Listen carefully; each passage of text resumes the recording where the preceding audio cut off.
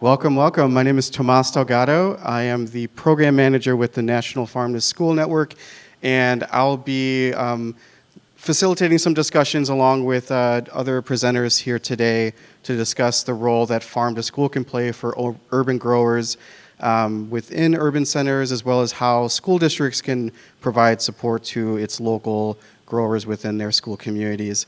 Again, National Farm to School Network, we are a national nonprofit that supports farm to school, particularly through supporting school food authorities and food service directors therein with resources on local procurement, nutrition planning, farm to school education, and a range of other resources, which I'll get into in a moment. So just to let you know, the farm to school movement, you may have heard the adage, kids win, farmers win, and communities win. And that really does come through when we examine farm to school programs throughout the country because, one, we are providing resources for kiddos, educational resources, we're providing revisions to school lunch programs, as well as providing opportunities for kiddos to connect with local growers or take part in school-based agricultural projects like school gardens, hydroponic operations, even food forest, hopefully in the future. So a range of experiential resources that we're providing and supporting school communities with. It supports communities and farmers in a way of providing a marketplace for local producers to access. Part of my job is to focus on providing pathways for producers to understand child nutrition programs within school settings, but also feeling empowered to just go to a school district, speak to their board of directors, speak to their food service personnel, and understand the needs of a school food program and the opportunities therein to sell to them. And then kids benefit in a number of ways, which I've already spoken about, experiential programs and resources like that. But also the understanding of their local food systems and how schools are marketplaces within a greater food system. School food doesn't just appear, it's a very long journey and a very long path, which we'll get into in a moment. But yeah, these are just some of the ranges of ways that farm to school is supported through NFSN, as well as local partners on the ground.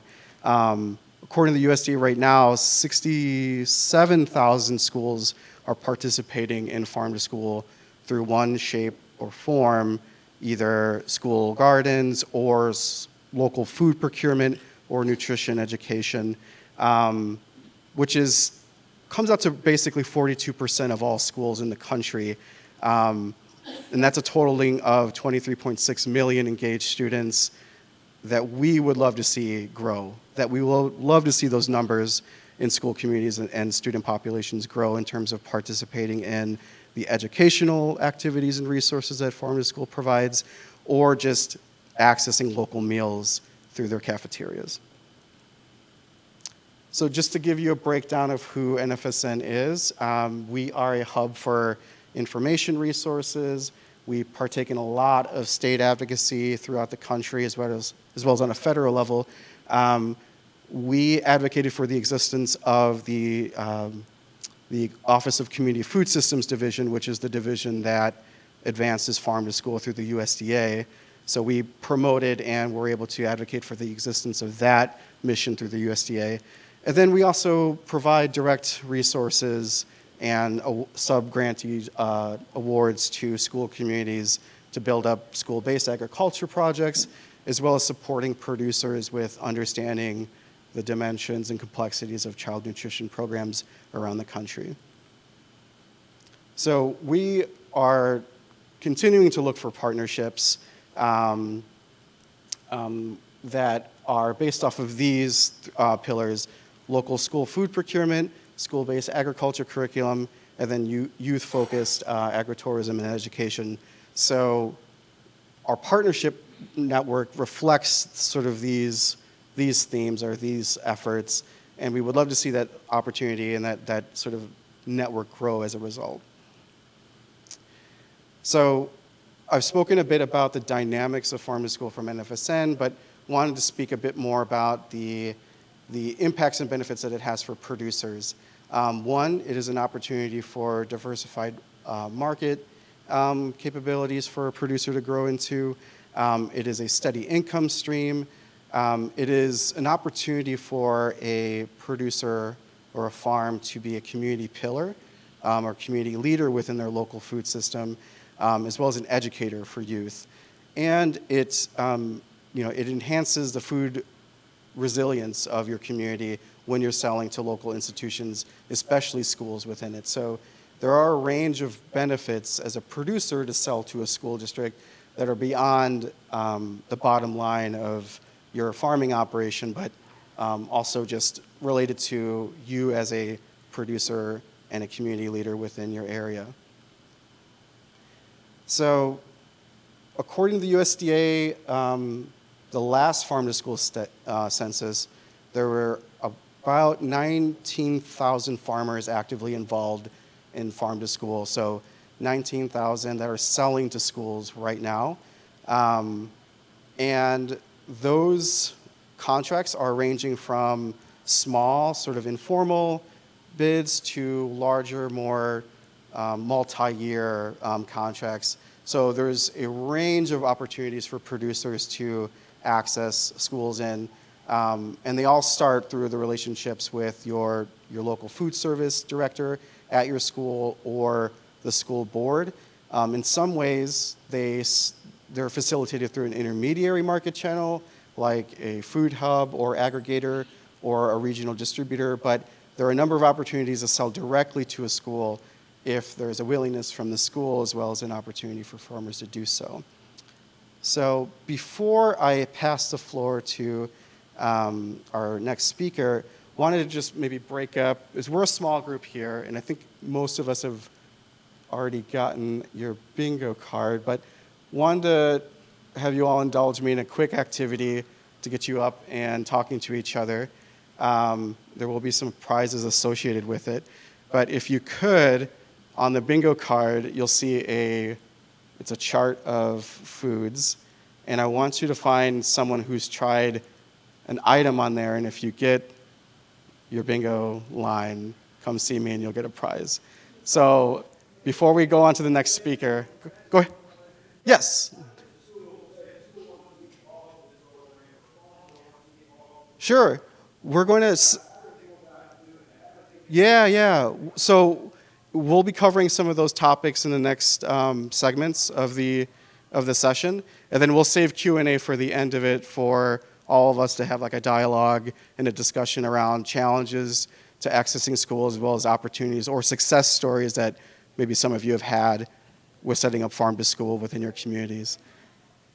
So yeah, if you're willing and interested, let's get up and maybe talk to your neighbor, have them initialize the cell, and if you get one per person, one per cell. Mm-hmm. I did get 3 winners very quickly, so I'm very sorry I have no more prizes. But please keep playing, having conversations with each other. My apologies. So as we continue on in the session, NFSN, as mentioned, we do work with producers, but historically they have not been urban producers. A lot of our resources have been designed for larger operations that could meet the demands of an entire school district, but that's not to say that urban growers at any scale can't provide procurement resources and support to school districts within their area or individual schools within their area. But that's not without challenges, of course. So part of this session is really to explore some of the challenges as well as look for opportunities for solutions that can be conceived with our intelligence together here through conversation later, and also highlighting just the experiences of one producer in Chicago, Star Farm. Stephanie from Star Farm, who started Star Farm 10 years ago, will be leading us in a conversation based off of their experiences working throughout Chicago Public School District, and then operating a growing network there on the south side of Chicago. So pass it on to you, Stephanie. Thank you. Hello. How's it going, everybody? All right. Everybody's really spread out in this whole room. So I'm Stephanie. I'm here from Chicago. Anybody else here from Chicago? Yes, ma'am. Okay, thank you. So yeah, like Tomas mentioned, I'm from Chicago. I've been working with Star Farm for about a decade now. Just a little bit of background on us. We're a nonprofit urban farm. Currently, we have about 7 urban farm sites in the neighborhood and back of the yards where we operate out of. We produce about 15,000 to 20,000 pounds of food a year. And ever since we started, the whole mission of the organization has been to create a long-term, permanent, sustainable, and equitable food resource for the community that we serve. So as you all know, there's so much that goes into eating. There's education, there's housing, there's economics, there's a lot of healing that goes into it as well. So, we have to work within this very complex arena. And one of the most complex is the political system and policy making and getting into procurement and institutions and all that kind of fun stuff that really impassions growers, right? No, I'm joking. I don't think I just pushed the middle button, right? Side button. Throwing me curves here. On the other side? Yeah, you want to walk me through it in front of everybody? Thank you. It's not a shovel.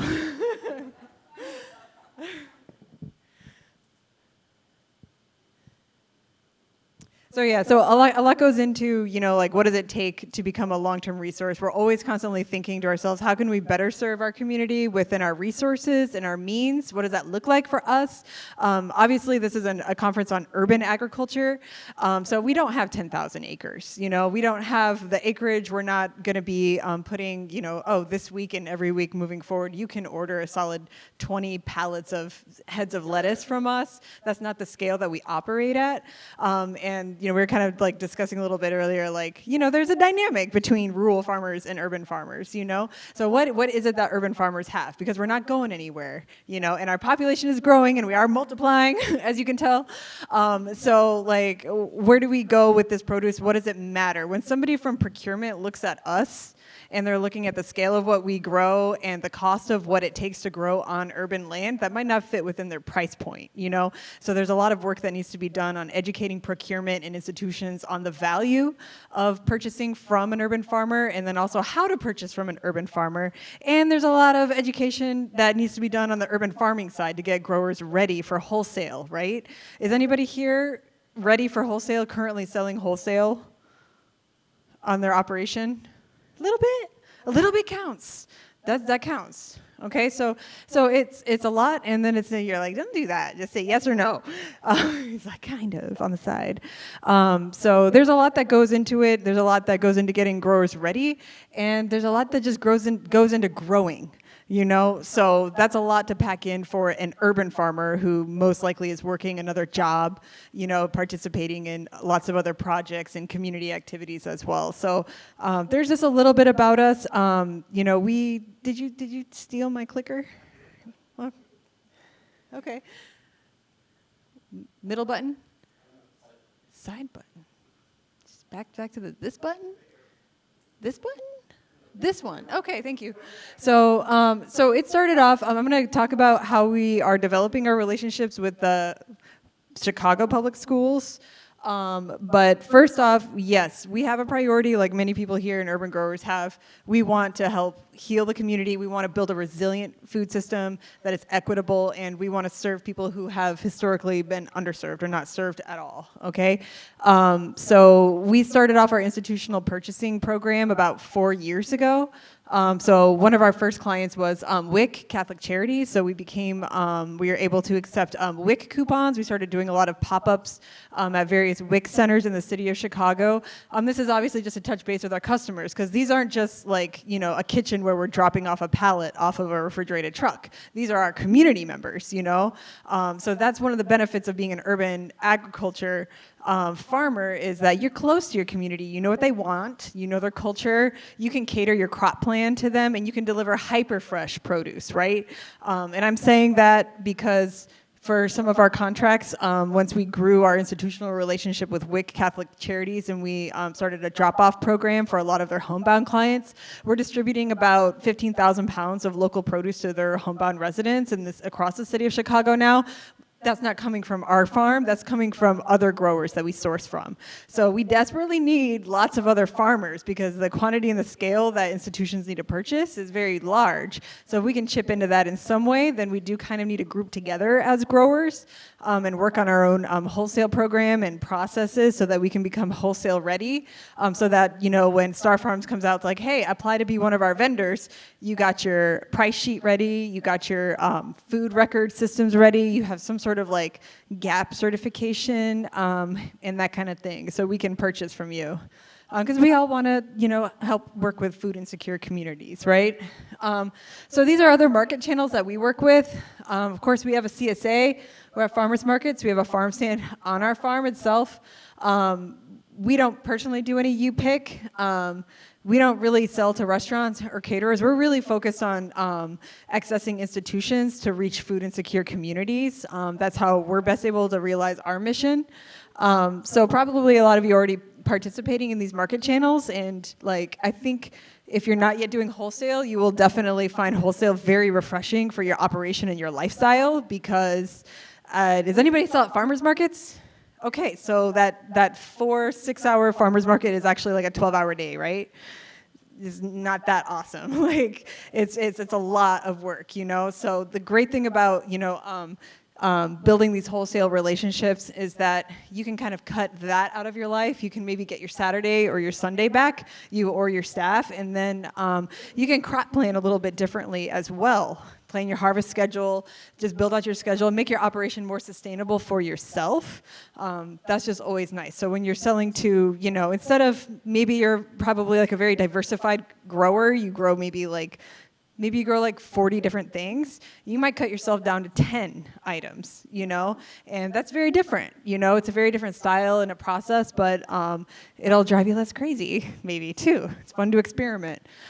So how do you build those institutional partnerships? I know we're here to specifically talk about school systems, and I'm definitely going to get really into the specifics of that. I'll tell you how we built some institutional partnerships successfully outside of that. Like I mentioned, it was WIC, Catholic Charities, where we got in touch with DFSS in the state, and we're like, hey, we want to reach your clients. We accept these benefits. We accept link, we double link, and we accept senior WIC coupons. We do pop-ups at senior residences all across Chicago, and we'll do maybe $25,000 in income just from those senior coupons. We do pop-ups at the WIC centers as well, and that's partially grant funded, and then any income that we get from those farm stand sales goes right back into funding the program, which is really great. This is a photo from one of our partnerships with the Chicago Park District. So this is really nice for us because for us doing these mobile pop-ups and everything, where we get to actually meet our clients and get to like hear from them directly about what they're eating and what they want, you know, so we can also like communicate that to procurement, you know. And then these customers that are visiting us are also going to be our long-term customers when we open up our brick and mortar. So there's lots of different ways you can go about building institutional relationships. For us, some of them starts with like knowing that person at the state level, you know, and getting in touch with them, and then having them bring you in touch with like people that are operating on the ground at different centers.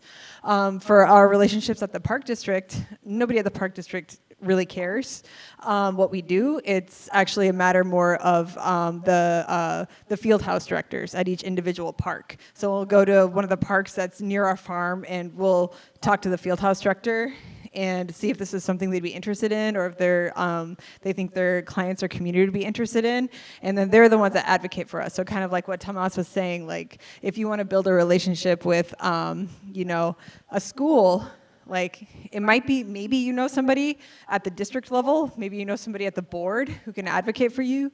But also might just start at the end of the day, it's going to be the school that has to purchase from you. So you might, if you really want to make that connection with like the school that's like closest to your farm or something, you can build that yourself directly. You can go to the school, you can call, email them, get to know their board, get to know their principal. And then right now there's a lot of, at least in the state of Illinois, there's a lot of resources for schools and incentives for them to engage with a farm and purchase directly from them. So, and these are really nice too. I know it takes time out of your busy life farming and doing advocacy and probably working another job and maybe having a personal life. But at the end of the day, you are the best one that can advocate for your project, you know? So there's a lot of other, there's a couple other agencies out there that, you know, they're working on your benefit, whether they know you specifically or not, like the Land Connection and Tomas, you know? Like your Food Policy Action Council, you know, they're working for you for your benefit, but really at the end of the day, like, it is also just business, you know, aside from all the drama. It is also just business. It is up to you to go build those relationships directly because you are the best person that can advocate and represent your brand, you know? So we have to just sometimes, like, as much as we have our ear to the ground and we're embedded in the community and in the drama and in everything, just also ignore it sometimes and just get it done, you know? And these are customers that are yours, you know, as well. Like, a lot of us are not at the scale where, again, we'd be dropping off like 5 pallets of carrots to the kitchen at our local cafeteria. We're gonna have a very different relationship with the school. So that's one thing that we can kind of capitalize on as urban growers as well, that maybe like one of the farmers that we purchase from on the rural side to aggregate to fulfill our wholesale contracts, they're not looking for that connection. They're just on the production side, and we buy from them, and then we distribute that according to our contracts, you know? But one of the things with you is that maybe you're like, you know what, my 50 pounds of carrots doesn't fit into those 50 pallets of carrots anywhere. These are special carrots, damn it, okay? So how are you gonna work with the kitchen and the cafeteria to highlight that product, okay? Because the thing is we wanna utilize that and leverage and make a difference. And I know everybody here in urban agriculture is trying to make a difference, you know? So what is a way that you can work with creatively, like the procurement team or your school cafeteria, to feature that product? It doesn't always have to just go into the cafeteria and into the soup, you know? There's a lot of other resources out there that schools can like purchase a special salad bar. They can have a special farm stand. They can purchase it from you. You can come do a pop-up yourself. They can also be in the form of like, you know, coupons that parents can come spend with you or something. There's a lot of different ways that you can just get that produce to people while building value in that produce, okay? Because we put food in our mouth several times a day without thinking of where it comes from. And we have that added mission, right, of like actually getting people to like appreciate where it comes from. And then even beyond that, have that lead to like catalyze, we all have a whole bunch of, you know what, we want people to, you know, heal the world and become this and that. So we need to have a little more presence and be able to like represent our product a little more. So that's something that you can do. That's something that we're working with CPS on right now, is that we do have a little more scale to serve them, but we only want to work with 2 schools. That's it. If we can make a difference in like these 2 schools that are closest to our farm, that is a matter of us investing in our community, okay, and a matter of them receiving that investment. You know, these are also our future clients, and we're investing in their health. Because when we open up our brick and mortar store, hopefully they have that added value of appreciating our produce so much and growing up with us that they'll come buy from us, you know, and we're investing in their health, you know. So think about what your product is and how you think it should be presented. It doesn't even have to be all that dramatic and just be like, lady, I grow onions. I don't know, I want to unload them all at once. That's totally fine too, but make it a thing. Like, make onions the thing. Like, whoa, this is like the time of the year where farmer blah, blah, blah comes and drops off their onions. Make it a big, stinky, like, show. You know, how can you do that? Like, there's like the Apple Crunch, National Apple Crunch Day. Has anybody participated in that? Okay, has anybody participated in National Apple Crunch Day over Zoom? Oh, yeah. Okay, that was funny. Yeah, my first Apple Crunch Day was like during COVID. So we donated all these apples to a couple schools, and then I was like, what is going to happen during Apple Crunch Day? And everybody, I didn't expect this, but everybody on the Zoom meeting took a bite of their apple. It was something. So you know what? That's cool too. Like maybe you're a really smart farmer and you're like, I grow one thing and I make $1 million a year and I drop it off once. If you're that onion farmer, then definitely make it a thing, make it a show, you know? So there's lots of different fun ways that you can do it that builds value in your brand and your product, you know? Let's see here. So obviously there's a lot of challenges for us growers. I saw one person kind of hesitantly put up their hand when they were like, when I asked if anybody was currently selling wholesale. What does procurement want? It's different for every district, right? It's different for every client. Some people care, some people don't care. For Chicago Public Schools, we're still trying to figure them out, you know? We've worked with a lot of different institutions and done through different procurement processes. People want to see, you know, farm records. They want to see your certifications, that you're GAP certified and you've been inspected. Any other food safe certifications, they want to know that your farm manager or you are a food safety certified manager as well. They want to know the temperature at what you're dropping off the produce, you know? They will have somebody at drop off to check the temperature and they will record that. And then if they get audited and then that's off, they will never buy from you again. So there's a lot of different things that different producers want, but there's also opportunities that, you know, obviously like Tomas mentioned, you can engage with the school outside of some of those opportunities just to start building that relationship, you know, like I mentioned, doing a pop-up or something. But getting ready for that kind of thing, it's nice, you know, especially if you're an urban ag grower. You want to get ready. You want to get your insurance ready, you know, your liability insurance. You do want to start thinking about, you know, getting a food safety certification of some kind and understand you are serving food to the public. It's nice to start budgeting for coolers if you don't have a walk-in cooler or access to a refrigerated vehicle. Since we're in cities, the cool thing about us as well, though, is that we can share resources really easily, you know? So you're not out in a rural area sitting on an island and you're like, I'm just still putting stuff in the back of my Plymouth, you know, and dropping it off.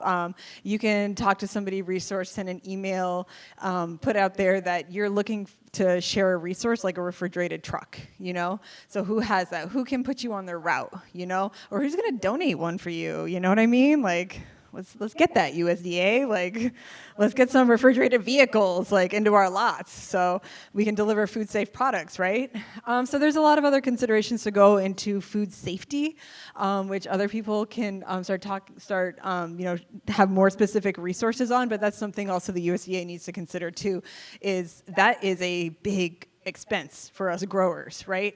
Especially if you've been doing like UPIC or farm stand or farmers markets. Investing in food safety is a huge resource if you want it done right.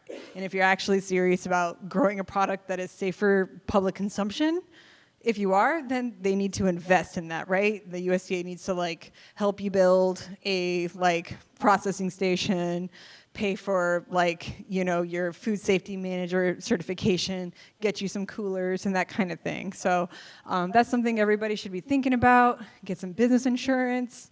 Other challenges that growers have outside of like packaging and delivery. I don't want to say it, but getting technologically ready. It's not so much about you being ready, it's about you being ready for the bureaucracy of the technology, okay? Everybody here, I'm sure, is technically savvy.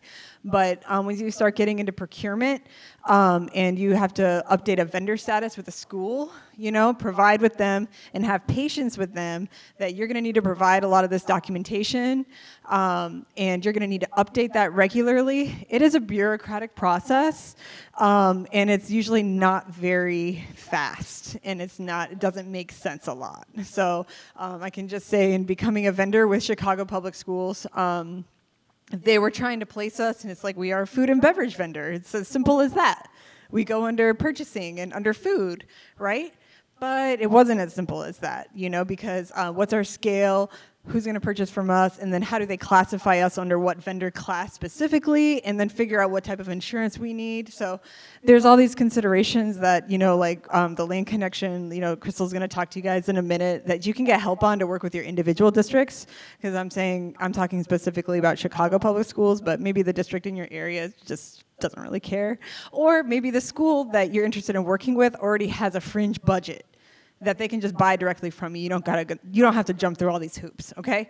We mostly work with like schools that don't have budgets at all, that are operating with no budget.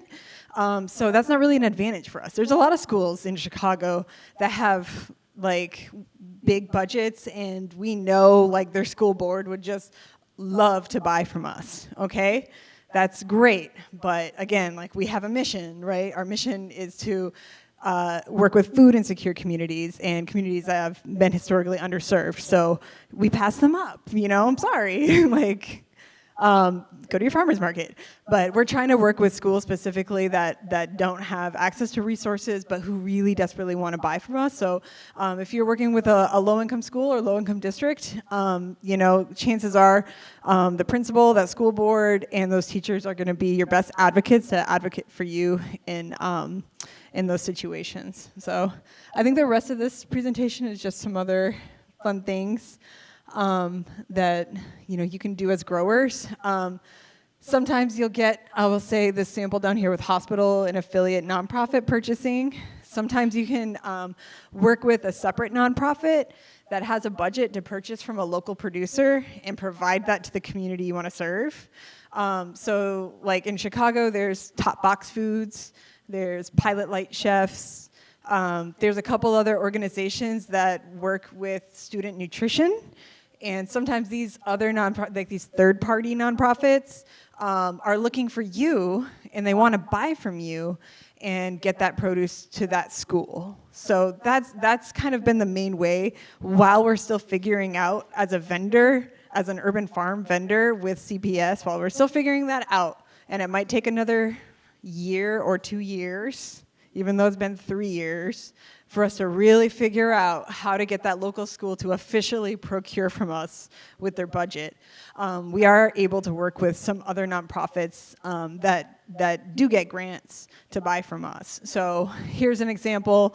We get creative with it, we're not doing a farm stand, but we want to make grab-and-go bags. So sometimes we'll pop up at a school doing a cooking demo, and then we'll pre-pack bags of produce that we use in that cooking demo that families can come take from us and take from home and go home and cook it.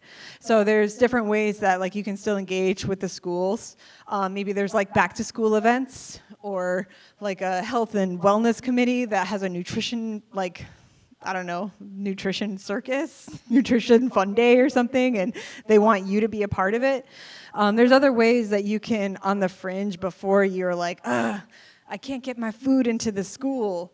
There's other ways that you can be creative about working with your local school to get your produce there. And sometimes that does take triangulating it with like another organization or nonprofit that will buy from you. But again, always push for the buying. Okay, that's the biggest thing that like I talk with like our incubator farmers. Like you can donate as you will and to who you will, but when you know that there's an institution and that they have purchasing and procurement, get them in the habit of purchasing from you, and let them figure out where that money's going to come from or what that pot is, So whenever you're working with like a school, maybe there's like, even just a neighborhood council that you can work with. Like, hey, will you sponsor like 50 produce bags that we can give away at this upcoming back to school event? We really want to pop up at the fair and like meet and greet parents, And that's another thing too, is that like you can put your carrots in the cafeteria all you want, but who's buying the food? It's not the kids. It's their parents. So the more that you can actually like engage you directly or have your produce engage with the parents, the better, because they're the ones who are buying it and those are your customers, and you want them to return to you not just from the school or receiving the produce in the school, but at your farm stand or you at the farmer's market or if you sell through a co-op or something. Oh, we also have a mobile farmer's market. So obviously we do a lot of like publicity stunts, We get popsicles out there and everything during the summertime. We try to bait them. We're shameless about it. So, if you have capacity as a grower, if there's something you do, we do a lot of mobile cooking demos as well because everybody loves free samples. That's always really fun. It doesn't mean you need to have the space or the infrastructure of the table, but maybe there's that like healthcare service provider that has an office near the school, and maybe they have the space where you can do that and you can talk with them and engage. It's a little bit of extra programming. It's not something like, it's not easy. But again, you're in a city. You're probably in a dense city, and you probably know a lot of people, and building a lot of those connections is always going to be good for your business. So, we also give away popsicles. That's it. Yeah. Do you guys have any burning questions before I pass the mic to my colleague? No? Okay. Yes. Yeah.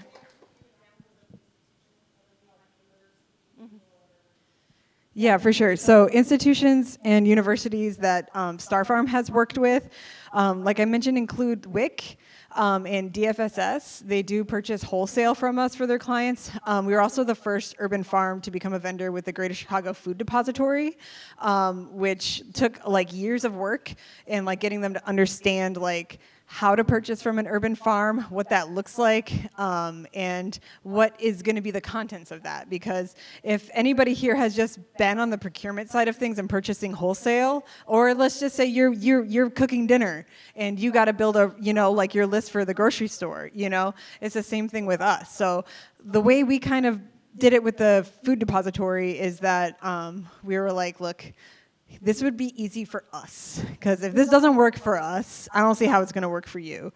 It's easy for us if we have flexibility of putting whatever we want in it, like a CSA, right? Like a CSA, it's like your customers are going to get what you give them, and that might be 10 zucchini. Hopefully not. But so what we do with them is we basically have per food pantry that we deliver to, we structured it so we do 150 count of 3 different items per week, because that's based on our scale and our capacity to serve them as well. So they don't know what that is. They have a range of prices that they can't go beyond. Like, I can't sell them. I can't just say like, oh yeah, we put in 150 containers of microgreens at $32 a pound. Ha! Food pantry. We can't do that. We have agreed upon prices in advance, and then we work with them, and then we do listen to our food pantry customers as well. They're like, yeah, nobody knew what that was last week, just so you know. So that works for us. They know they're going to get a rotating seasonal selection. So food pantries, the WIC centers. We've worked with University of Chicago, University of Illinois, a couple different healthcare system groups like Access Community Health, Blue Cross Blue Shield, and hospital systems like North Shore Hospital, all in different capacities. Mostly those wholesale bags, they're really easy for us to just be like, buy 100 bags of produce.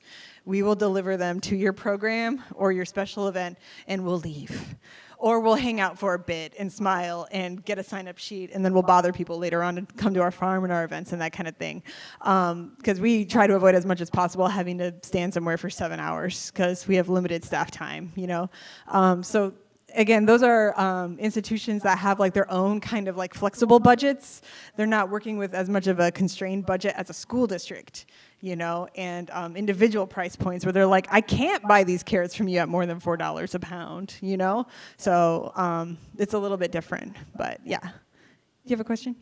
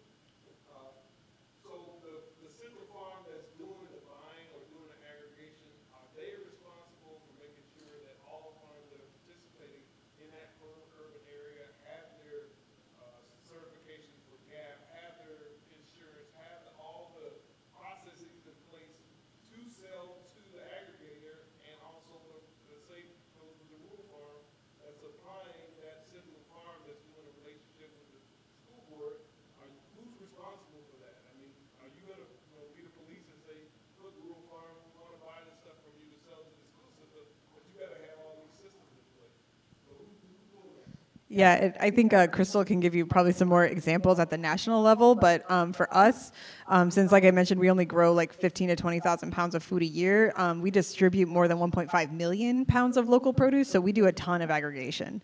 So all of that is like dependent on your different contracts. It's not dependent on you at all. We are not registered or licensed as a wholesale aggregator in the city of Chicago. We're registered as a nonprofit and a grocery store, because that is what we have, a retail brick and mortar grocery store. So from there, we're able to aggregate products, store them at food safe temperatures with our record keeping and everything. And from there, we can resell the product. And that's a matter of like a tax bracket. When you go to report your sales tax every quarter, every month, that's a sales tax bracket that you got to fill. So we either say this was a taxable item, taxable as a wholesale item, or taxable as a retail value.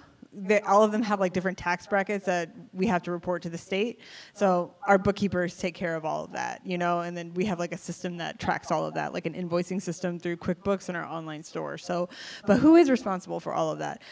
It's also important to note that it probably doesn't make sense for like, there's like the big, in Chicago, Midwest Foods aggregates from like small local producers, and then they put that in their big stacks. They're just like, this just goes to where we sell, Midwest Food aggregates that. So that is a resource for some farmers, and then Midwest Foods takes on that liability of serving that to their clients, because they're the ones who are reporting all that. They're making the purchasing, and they're licensed to sell to the public or wholesale, So they are licensed for that, and then they do have those requirements for all of their vendors. So we have to take all of those, when we go to source our vendors, we have vendor applications. We have to see those records. We do those annoying temperature tests ourselves when people come to drop off at our coolers. And then obviously we have to temperature test ourselves when we go to deliver, and then they usually temperature test us as well. But again, everybody's different. It's really dependent on your client. You don't just do those things because you want to. You do them because like your client makes that demand of you, So if you're working with like a hospital group and that's what they want to see and where it's grown, then yes. Our contract with the food depository, since now they're getting like state funding, we have to 100% certify that all the food that they are purchasing from us is local.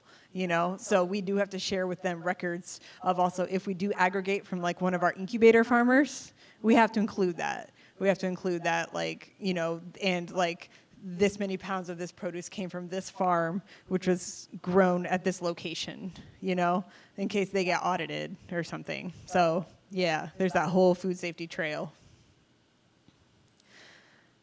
Fun, yes.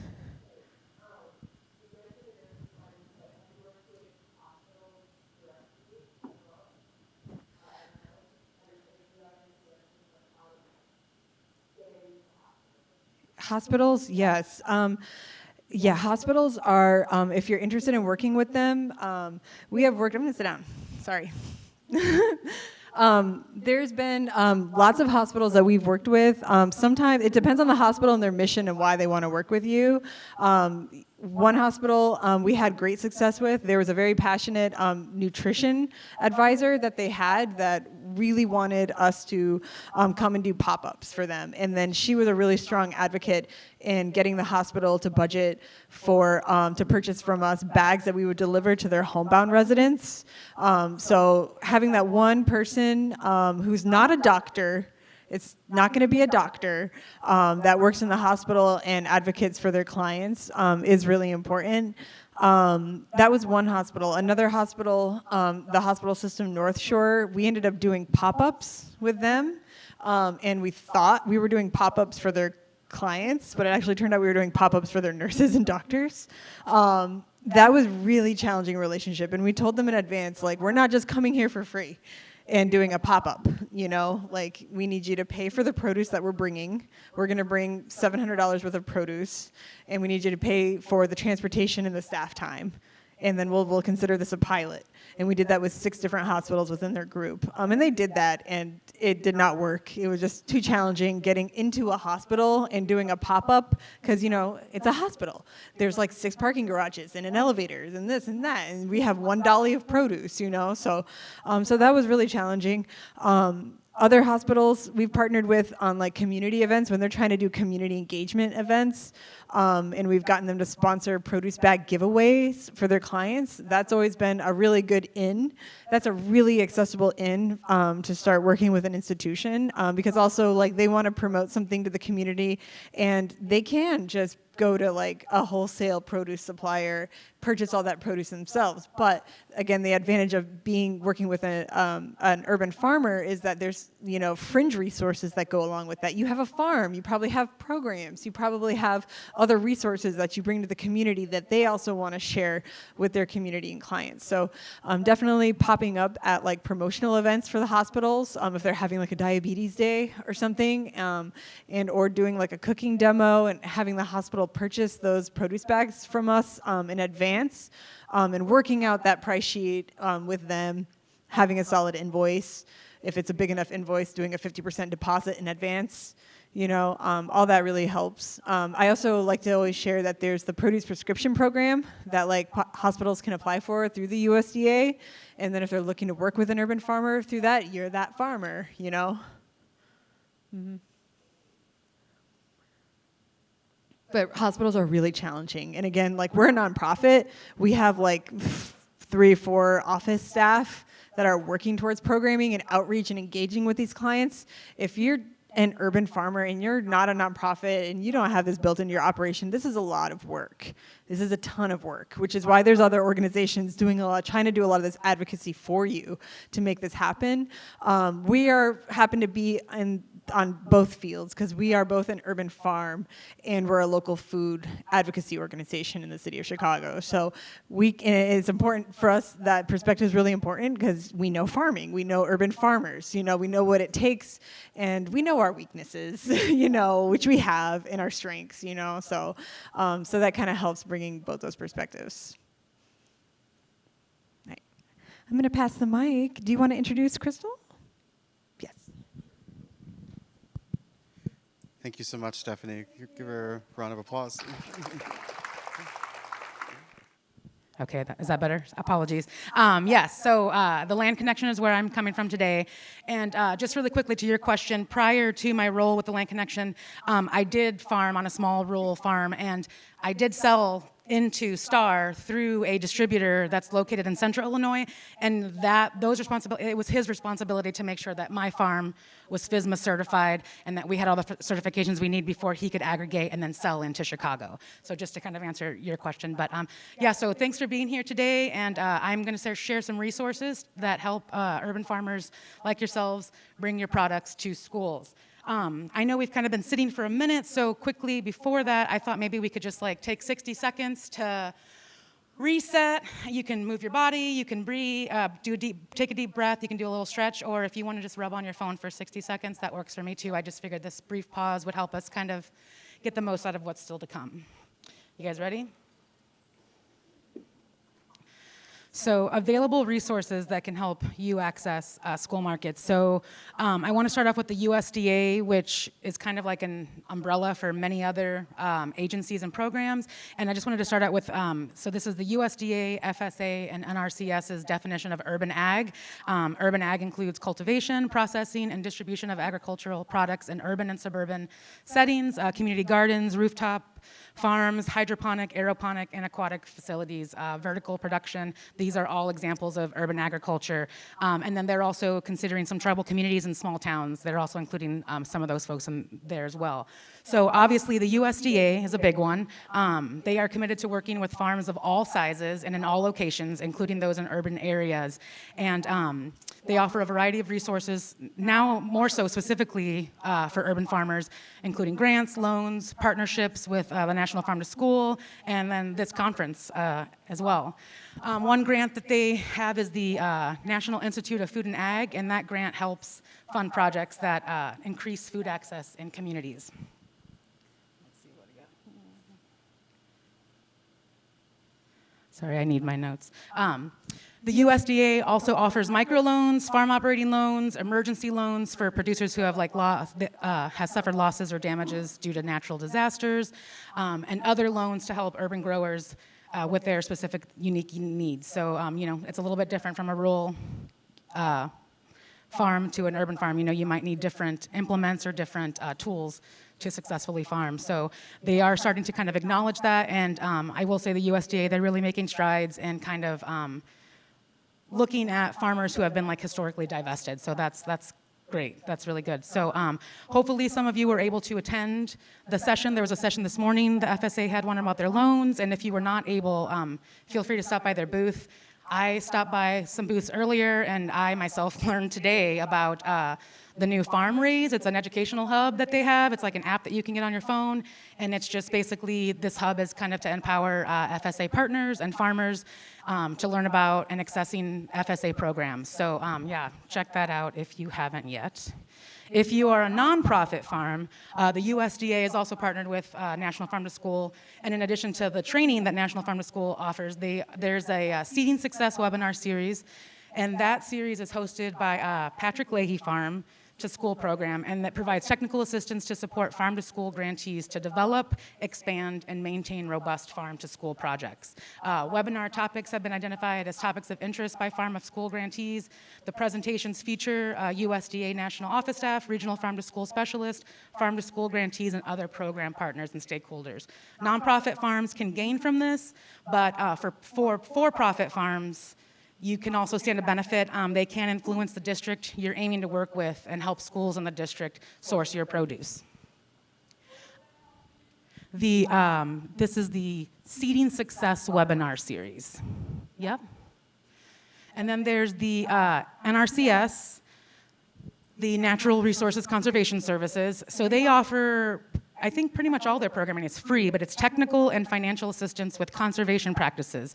So this can include high tunnels, soil health management systems, composting facilities, and then also irrigation. They can help you. They will work with you directly to help you identify your own goals. If you do have some sustainability goals on your urban farm, they will work with you and help you develop your conservation plan so that you too can start benefiting from these perks that they have. They also lead the USDA's Office of Urban Agriculture and Innovative Production, so that they help farmers scale up, and then they have support for urban farmers just across the country.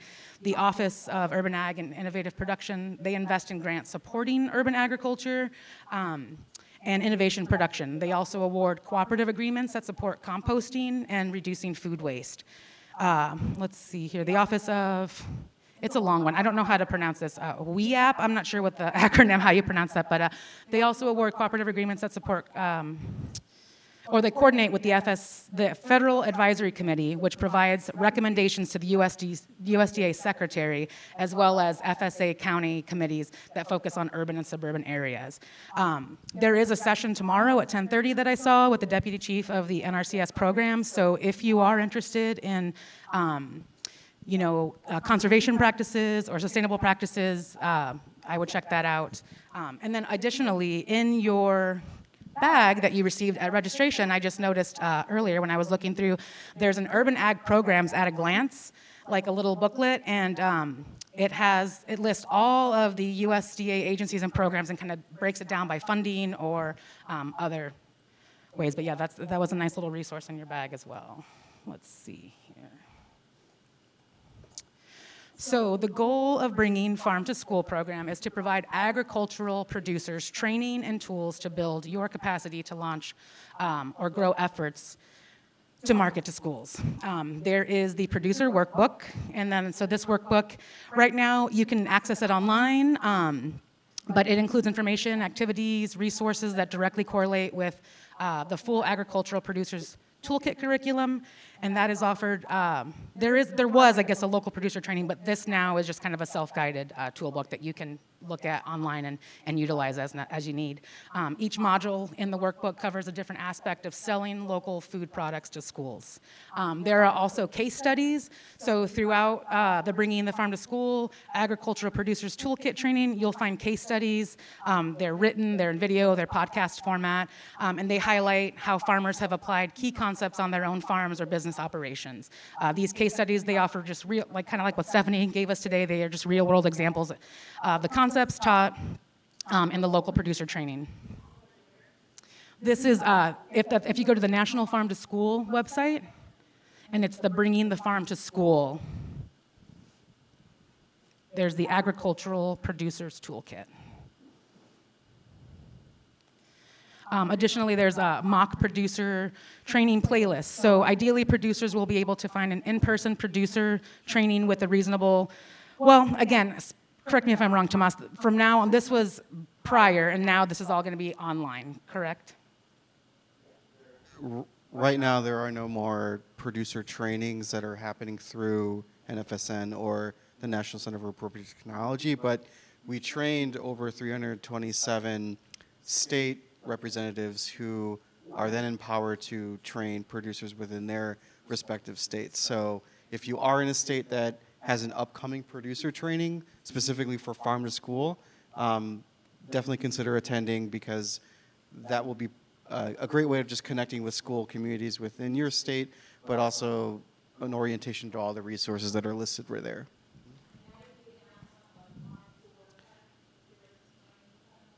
Yeah, our hope is to, I mean, during this iteration of the project, we did have a calendar of all producer trainings that were happening throughout the country.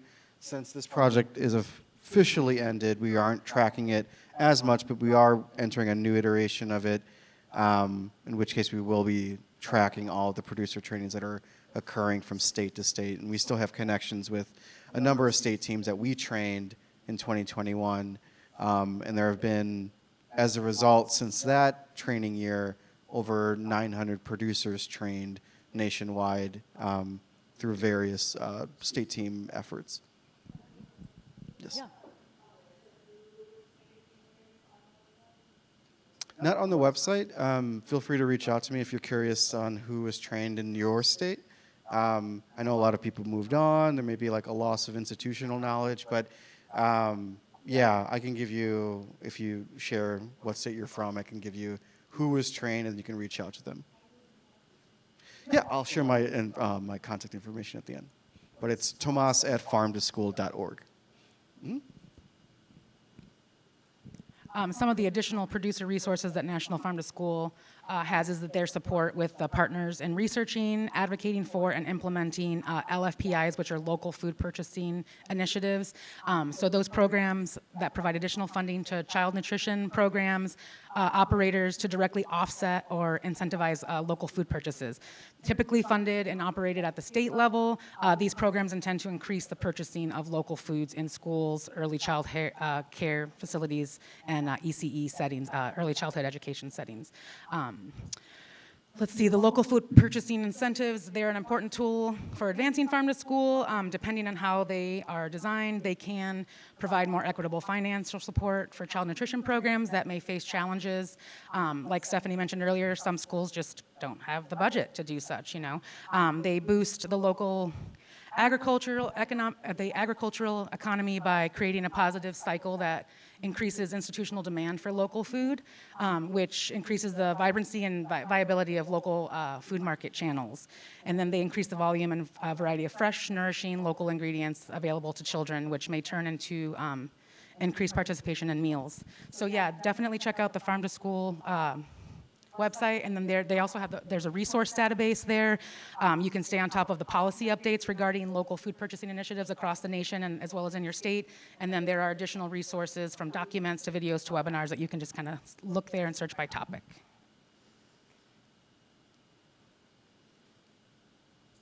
So these are just some follow-up resources from the organization where I work. So the Land Connection has been working with farmers and eaters in Illinois for 23 years, and we envision community-based food systems in which every farmer has the opportunity to protect the environment by growing food in a sustainable manner, and then also that every person has access to local nutritious foods. In my time at the organization, I've coordinated a couple of buyer-supplier mixers. We looked to the Chicago Food Policy and Action Council. They host those, and we worked with some folks there to kind of help us replicate that in central Illinois. And so those mixers, we just connected buyers and farmers directly, and then we had another mini food fair, we're calling them, that we hosted at a conference. And that one specifically, we partnered with Illinois Farm to School, and that mixer was just schools and producers, like where they connected, and schools who were looking to buy directly. So that's also a possibility if you have a local food and farming nonprofit. That is potentially something that they might offer, or maybe if you suggested such as well, that could be something that they looked into, because it was really beneficial.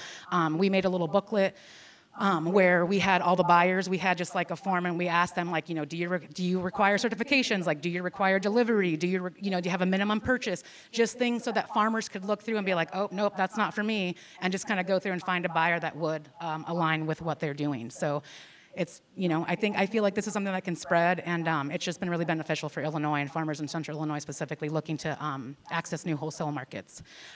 So some of the other Land Connection resources, if you go to our website, which is just thelandconnection.org, we do have a food safety plan template. So I know I mentioned earlier when I was farming and we wanted to sell into wholesale, we needed a FSMA certification, which is the Food Safety Modernization Act. And we also needed a food safety plan, and that can be overwhelming. Again, you're farming, you're busy. It's a lot of information that you may not be thinking about, but we do have a template on our website because, food safety starts on the farm.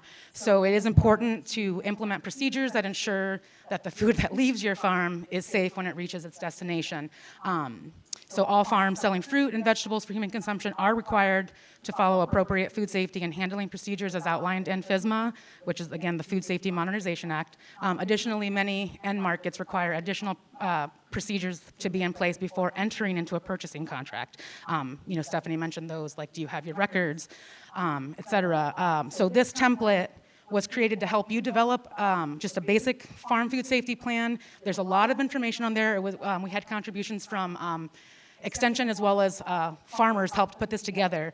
And while it is helpful, the information will vary between grower and producer, so it's not possible for the template to address every situation. It is a good place to start if you've never written one before and you're just kind of looking for the basic information.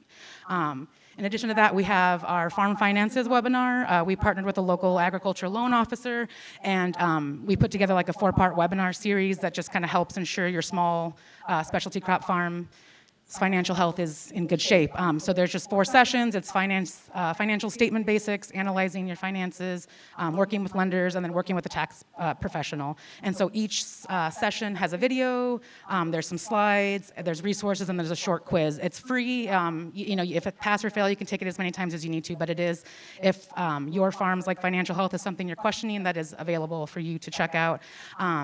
We also have a professional development fund that starting September 1st, we will have some funds that are just kind of unrestricted mostly.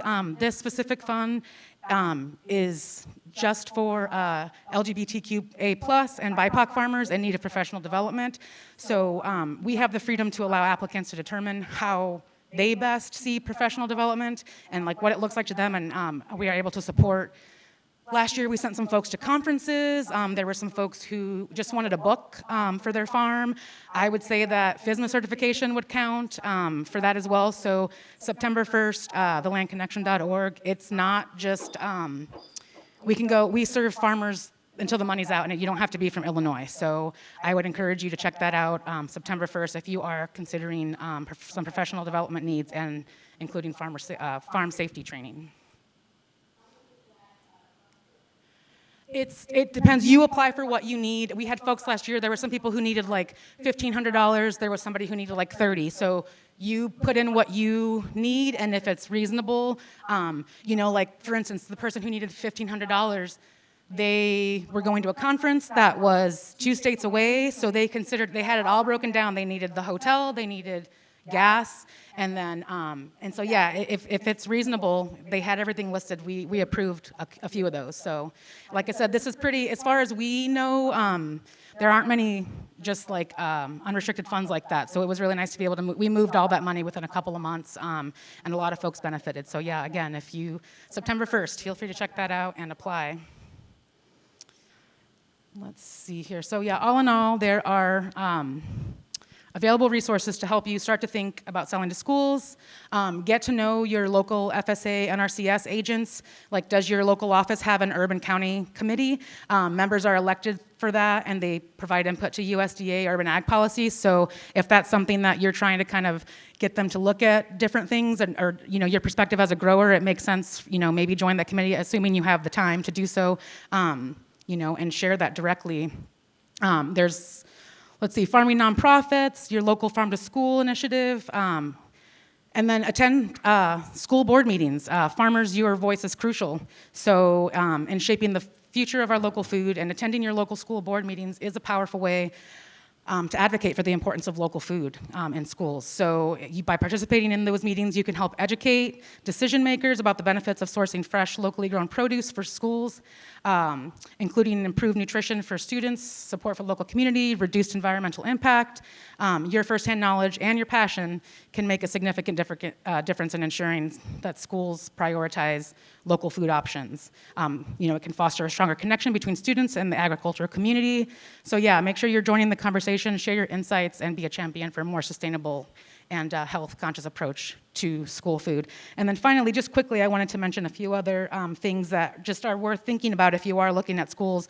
Things to consider, like do your homework. Like, does the state board or the Board of Education that you're looking at, do they have requirements? In Illinois, there's a form you have to complete before you can be considered a seller, or before certain schools can see that you're a seller. So, is that something that you need to look at? Lunch menus. Maybe you really want to work with the school, but you look at their menu and you notice, like, well, they don't have any fresh food, everything's pre-made, so that's something to consider. But if they do have a salad bar, well, maybe they might buy your lettuce. So yeah, these are all things that are worth just kind of taking into consideration. And just your basic farm info. What products do you sell? Are they available year-round? Do you deliver? Are you GAP or FSMA certified? These are all things to have in the back of your mind. We, for the mixer that we hosted, we had like a pre-learning webinar for just like to help farmers kind of work on their pitch. Because, if you get a buyer in a room or on an elevator or whatever, you're gonna have to sell yourself like really quickly so that they remember you. So these are all things worth just kind of keeping in the back of your mind and having that information handy. And then the last thing is, funds and fun. Like, can you provide, like Stephanie was saying, can you provide farmer classroom, like off-season visits? Can you come talk about how to grow tomatoes?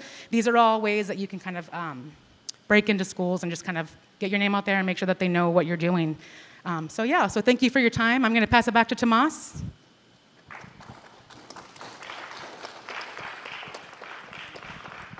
Thank you so much. We've thrown a lot of information your way. I did want to maybe elaborate on one of the resources shared, the Bringing the Farm to School project, which is a cooperative agreement between National Farm to School Network and the National Center for Appropriate Technology, funded through USDA FNS's Community Food Systems Division Farm to School grant. In its first iteration, it started in 2019, and it aimed to create resources for producers to help their readiness and understanding on how to sell to a school district. So in many ways, a robust and expansive resource based off the discussions here today. So if you go to the National Farm to School Network's website, search Bringing the Farm to School, you'll be able to download a suite of materials there for producers, for if you're a producer hoping to understand how to navigate school markets, or if you're a state team or a facilitator hoping to then train producers within your area. So the approach that we had was to train state teams, the Department of Education, Department of Ag, Public Instruction, as well as Public Health, as well as nonprofits that were state-based that were supporting either the advancement of farm to school or providing technical assistance to market access for producers. We trained them to then train producers within their respective states. I went through some of the numbers earlier today.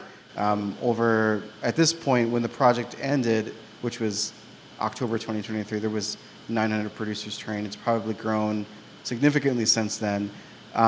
We do have a new iteration of that project between NCAT, their ATRA program, and NFSN, also funded through the Community Food Systems Division of the USDA, that will be helping to establish buyer-seller mixers on a regional level.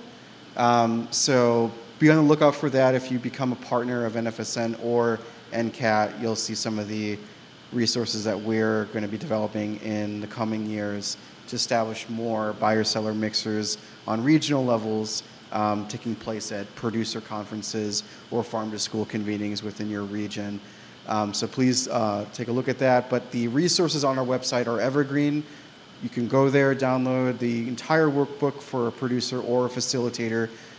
We do have pre-recorded trainings for producers, so if you have an opportunity to connect with producers, but you don't maybe want to go through the motions of training them yourself, you can also utilize our recorded materials to then train them.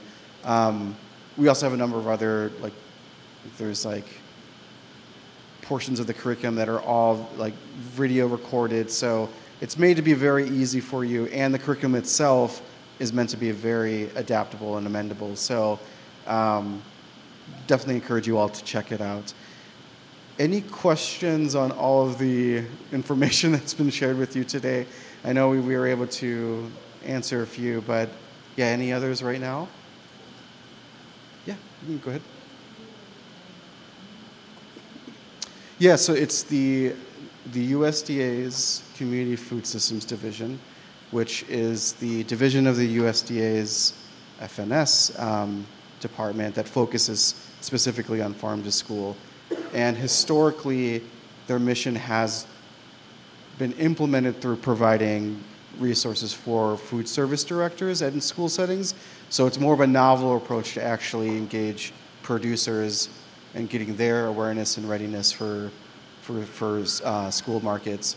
But an important one because it's the first word in the name in the term farm to school, and there should be an equal distribution of resources for schools as well as farms, as well as the distribution networks and intermediary markets that exist between farms and schools. All of them have to be nurtured for farm to school to really be successful and sustainable.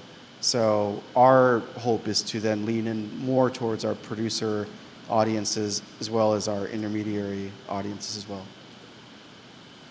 Yeah. Okay. Well, sure. You can go ahead. Well, first of all, I'd like to say thank you for being in existence since my journey with you has been tough.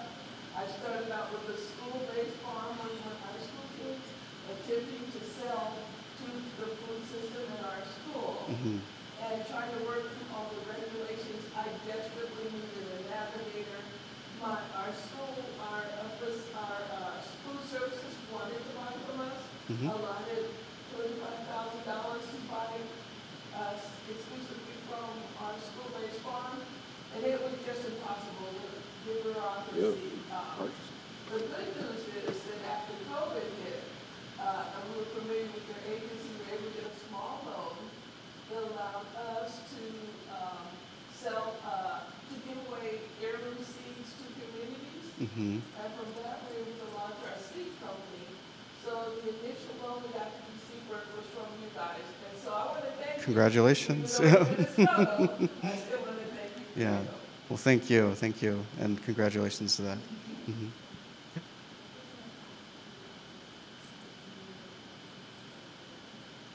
Yeah. I don't know if I actually put it on. I may have put it on a slide, but it is Tomas, Tomas, at what's up? Oh, just the question was my contact information. Yeah. If you go to farmtoschool.org, my contact information is there, as well as all of my colleagues who are focusing on other initiatives for farm to school. My focus is mainly on producer support in addition to school community-based agriculture projects. So, but we also have folks that are focusing on policy work nationally as well as a state level, and then on nutrition education for schools to access.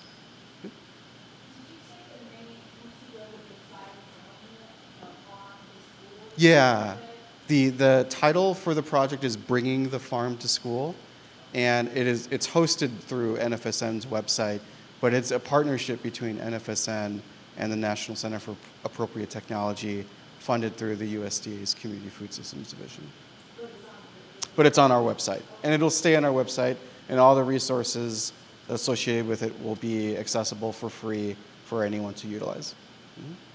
Mm-hmm. Is there an application that helps you get, I never could get to a person who could tell me how I could possibly get through the system. Does that exist? Yeah, so we have a partner structure that is sort of reflective of who in your state or district or territory is sort of leading farm to school. And that varies quite a bit. There are farm to school projects in states where it is a public funded initiative. In Illinois, it is a mission through a nonprofit that is doing environmental and food access work, but it's not through a state agency, whereas there are other states that have advocated for farm to school agencies to exist within their Department of Education or Department of Ag or wherever it's best situated for their state, which takes a lot of time and a lot of advocacy to sort of get to that point. So it really depends on where you're at, who you should talk to. Mm-hmm. Yes.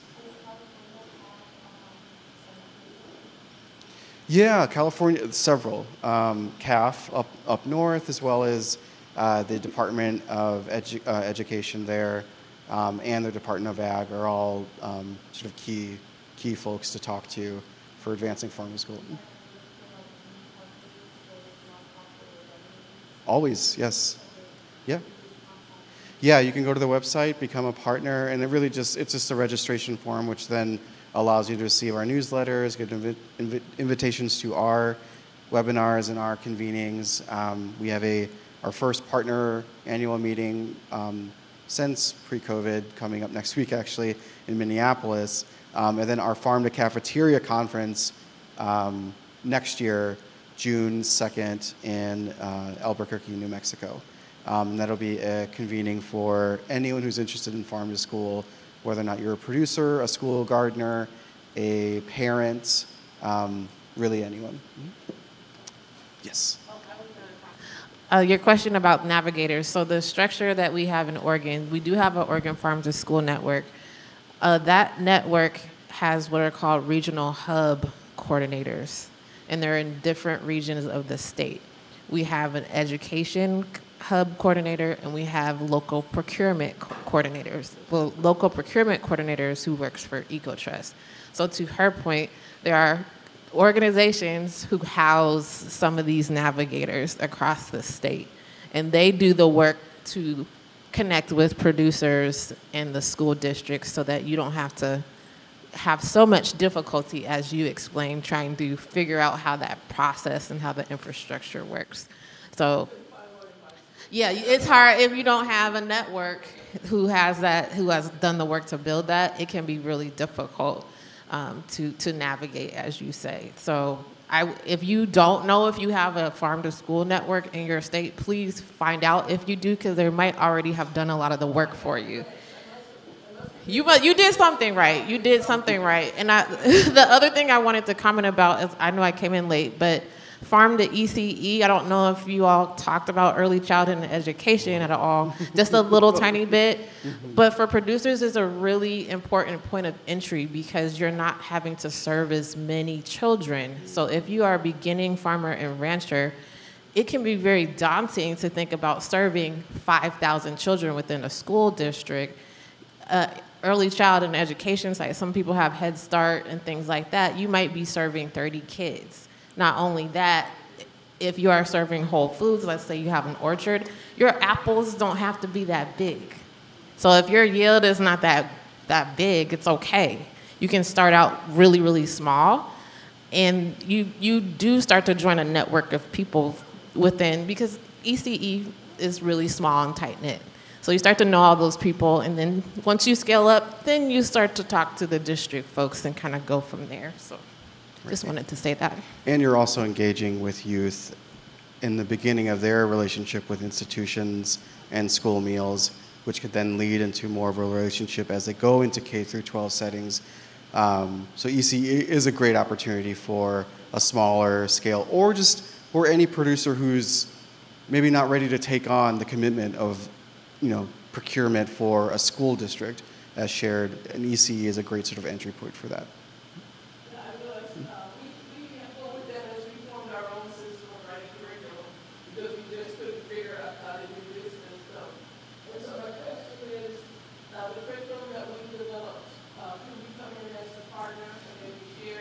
I'm sure nobody teaches how to farm collard greens like we are, right? Yeah. So the work that we do is kind of unique to